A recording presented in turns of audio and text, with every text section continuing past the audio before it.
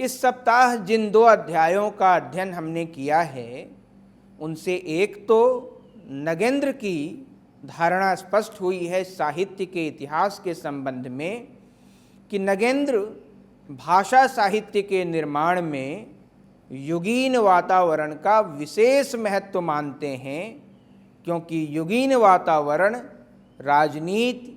समाज, संस्कृति, साहित्य और कला के मूल्यों द्वारा ही निर्मित होता है। हमने यह भी जाना है कि नगेंद्र युग विशेष के साहित्य के अध्ययन के लिए तत्कालीन राजनीतिक, सामाजिक और सांस्कृतिक अवस्था के ज्ञान को अनिवार्य मानते हैं।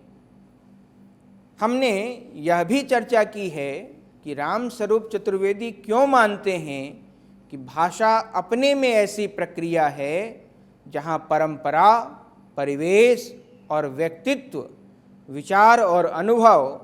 जो काव्य रचना के आवश्यक तत्व माने गए हैं, एक दूसरे से कैसे टकराते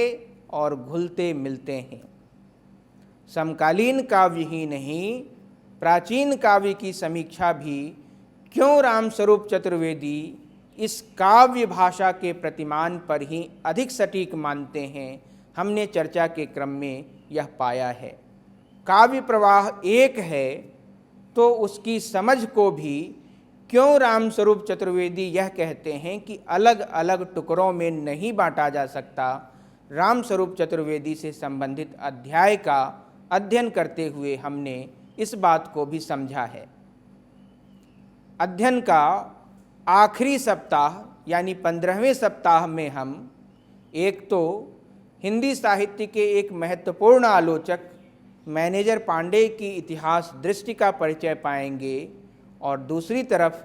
सुमन राजे की इतिहास दृष्टि से भी परिचित होंगे।